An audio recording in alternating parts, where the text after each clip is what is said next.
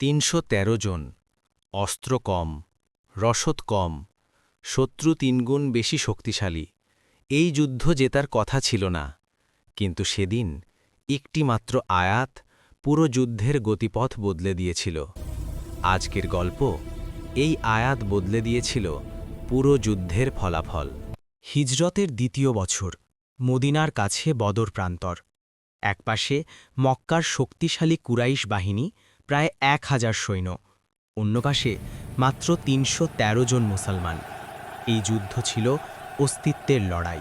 নবী সাল্লাল্লাহু আলাইহি ওয়াসাল্লাম সেদিন যুদ্ধের আগের রাতে ২ হাত তুলে কাঁদছিলেন, হে আল্লাহ, এই দলটি যদি ধ্বংস হয় তবে পৃথিবীতে আর কেউ তোমার ইবাদত করবে না। সাহাবীরা দেখছিলেন এটা শুধু যুদ্ধ নয়, এটা ঈমানের পরীক্ষা। ঠিক তখনই আল্লাহর পক্ষ থেকে নাজিল হল একটি আয়াত, আমি তোমাদেরকে সাহায্য করব ১,০০০ ফেরেশতা দিয়ে, যারা একের পর এক আসবে। সূরা আল আনফালের ৯ নম্বর আয়াত। এই আয়াত শুধু কথা ছিল না, এটা ছিল প্রতিশ্রুতি। কিন্তু প্রশ্ন হল, এই আয়াত কি শুধু সাহস বাড়িয়েছিল, নাকি সত্যিই যুদ্ধের ফল বদলে দিয়েছিল? ইতিহাস বলে এটা শুধু বিশ্বাস নয়, এটা ছিল বাস্তবতা। মুসলমানদের হাতে শক্তি এলো, ভয় বদলে গেল দৃঢ়তায়।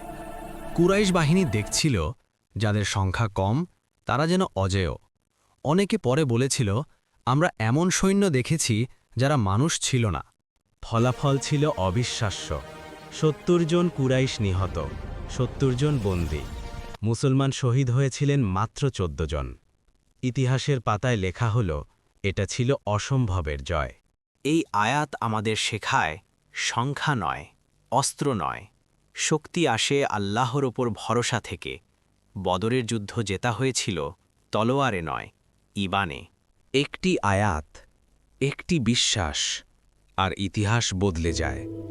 এই কারণেই বদর শুধু যুদ্ধ নয়, এটা ঈমানের বিজয়।